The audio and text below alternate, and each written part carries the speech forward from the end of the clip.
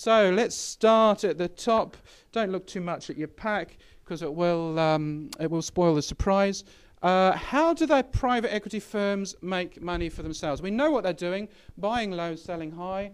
I'm going to ask Ollie, what's one of the ways that private equity firms make money for themselves?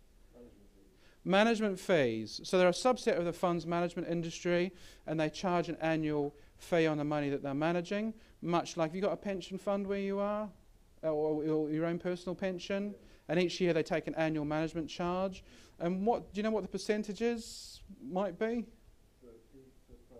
For private equity, perhaps, or think of it, maybe up to 2% is a very good guess. Maybe up to 2% is a very good guess. So that's one way that they make money. They charge a percentage management fee. David, one other way that you might know about. If you don't know, that's fine. You know, Matt? They have something called carry, which is a bonus arrangement.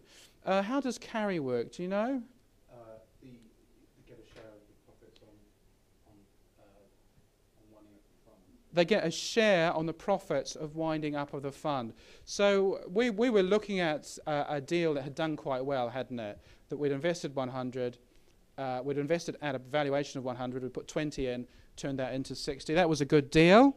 That was a good deal. I want you to imagine that one, Matt, and maybe you don't know, maybe you do, but how are the carry arrangements going to work on a fund where we've been able to achieve that, where we've been able to achieve a 3 times money multiple on our fund? Roughly, how are the carry arrangements going to work?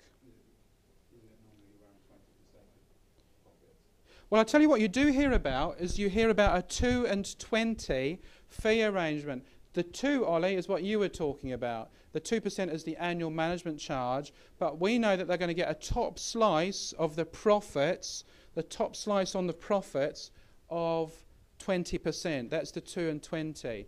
So on our gain, the private equity firm is going to get a 20% bonus. It's like a bonus. The 2%, if you like, Ollie, is like if you're thinking about it's the running cost of the fund. To use an analogy, it's like a salesperson's base salary. The 2% is their base salary. Their bonus arrangement consists of 20% of the upside. The only thing that you probably need to understand beyond that, is what's that? A hurdle rate, something called a hurdle rate. So what this is if you like a minimum return, which is negotiated between the private equity firm and its investor base, a minimum return. So they don't get a straight 20% of the gain. They get 20% after the fund has generated a minimum return for the private equity investors. Do you know what that might be, Matt? It's subject to negotiation. Might be 10%.